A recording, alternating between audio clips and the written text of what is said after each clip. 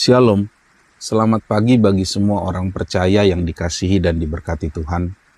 Hari ini kita akan kembali belajar firman Tuhan yang saya beri tema, harapan. Pernahkah kita melihat sebuah pohon yang sudah ditebang? Batangnya tinggal tunggul, ranting-rantingnya hilang, dan sekilas tampak seperti sudah mati. Banyak orang berpikir bahwa pohon itu tidak akan pernah hidup lagi. Namun beberapa bulan kemudian, muncul tunas-tunas hijau kecil dari tunggul yang sama. Pohon yang dianggap selesai, ternyata masih memiliki kehidupan di dalamnya. Demikian juga kehidupan kita. Ada kalanya kita merasa seperti pohon yang ditebang. Mimpi hancur, usaha gagal, pekerjaan hilang, keluarga mengalami masalah dan keterpurukan, serta kesehatan menurun dan sebagainya.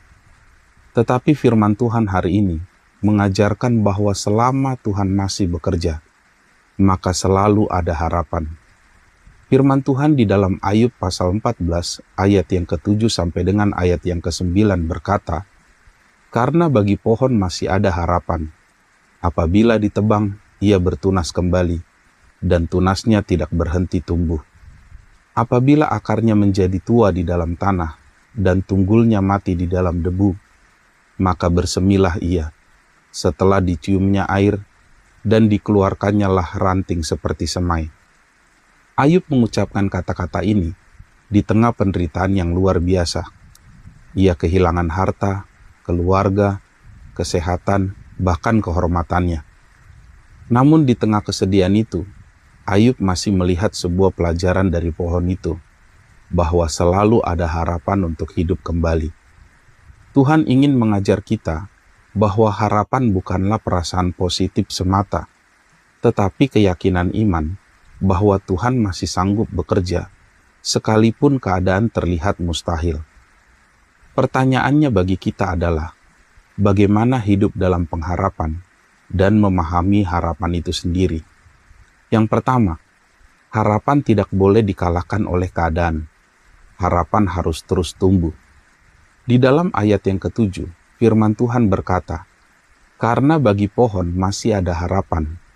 Apabila ditebang, ia bertunas kembali, dan tunasnya tidak berhenti tumbuh."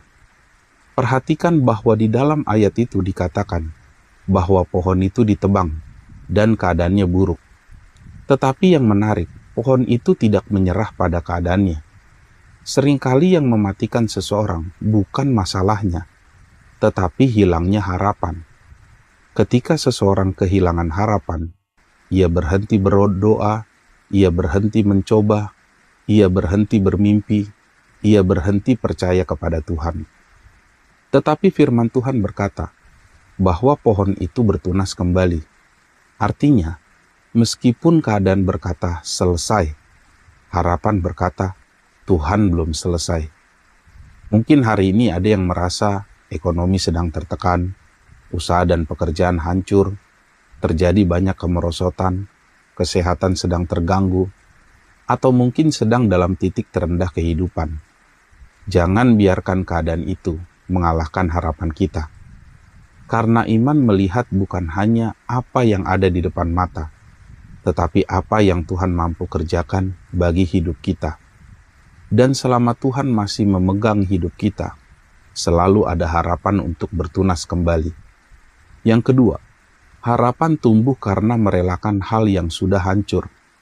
Di dalam ayat yang ke-8, firman Tuhan mengatakan, "Apabila akarnya menjadi tua di dalam tanah, dan tunggulnya mati di dalam debu." Ayat ini menggambarkan sesuatu yang tampaknya sudah tidak memiliki masa depan. Akar sudah tua, tunggul tampak mati. Namun ada pelajaran penting di sini. Kadang-kadang Tuhan tidak membangun masa depan kita di atas sesuatu yang sudah mati dan sudah hancur. Tuhan mengajak kita merelakan yang sudah hancur agar Dia dapat melakukan hal yang baru. Banyak orang sulit memiliki harapan karena terus memegang masa lalu, terus mengingat kegagalan, terus menangisi kehilangan, terus hidup dalam penyesalan, terlebih atas segala sesuatu yang selama ini sudah dibangun cukup baik, seperti usaha, pekerjaan, karir, dan lain sebagainya. Padahal Tuhan ingin kita melepaskan apa yang sudah berlalu.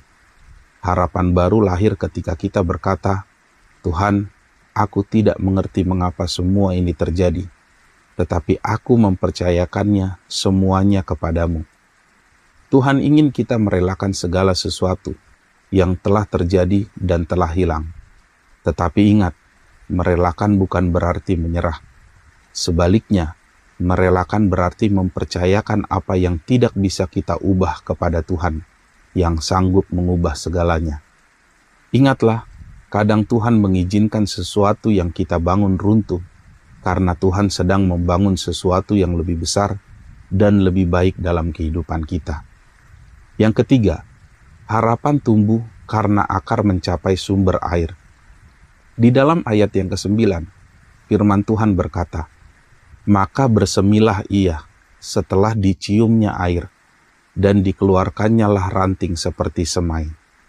Apa yang membuat pohon itu hidup kembali?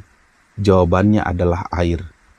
Di dalam Alkitab, air sering melambangkan firman Tuhan, Tuhan Yesus itu sendiri, dan Roh Kudus. Dalam kaitan ini, itu artinya pohon itu tidak hidup kembali karena kekuatannya sendiri. Ia hidup kembali karena terhubung dengan sumber kehidupan. Demikian juga dalam kehidupan kita. Harapan tidak tumbuh dari motivasi manusia semata. Harapan tumbuh ketika akar kehidupan kita masuk lebih dalam kepada Tuhan. Ketika kita tetap berdoa, ketika kita tetap membaca firman, ketika kita tetap beribadah, ketika kita tetap percaya meskipun belum melihat jawaban. Dan semakin dekat akar kita kepada Tuhan, maka akan semakin kuat harapan kita. Ingatlah bahwa masalah terbesar bukanlah besarnya pergumulan, kemerosotan, dan kesusahan yang kita alami. Masalah terbesar yang sebenarnya adalah ketika akar kita jauh dari sumber air hidup itu, yaitu Tuhan Yesus. Karena itu, jangan hanya meminta Tuhan mengubah keadaan. Mintalah agar Tuhan membuat akar iman kita semakin dalam. Sebab orang yang terhubung dengan Tuhan selalu memiliki alasan untuk berharap dan bertumbuh. Kesimpulan bagi kita lewat firman Tuhan hari ini, pohon yang ditebang masih memiliki harapan. Demikian juga hidup kita. Mungkin ada bagian hidup yang terasa seperti ditebang. Apa yang kita bangun hancur, usaha dan pekerjaan merosot, pelayanan yang mengecewakan, bahkan kondisi keluarga yang terpuruk. Tetapi hari ini Tuhan berkata, selalu masih ada harapan bagi kita. Jangan biarkan keadaan mengalahkan harapan. Relakan apa yang sudah hancur, tetapi tetap pastikan bahwa akar kehidupan kita mencapai sumber air yang hidup, yaitu Tuhan Yesus sendiri. Karena selama kita percaya di dalam iman, Tuhan Yesus ada dalam hidup kita, cerita hidup kita belum berakhir, bahkan sedang dibangun kembali menjadi lebih luar biasa di dalam Tuhan. Harapan bukanlah keyakinan bahwa semuanya akan mudah, tetapi keyakinan bahwa Tuhan tetap bekerja sekalipun keadaan terlihat mustahil. Doa saya kiranya hari ini kita bangkit dari penyesalan, ketidakmampuan karena keterpurukan, dan mengisi hati kita dengan iman dan harapan yang baru kepada Tuhan. Tuhan Yesus memberkati.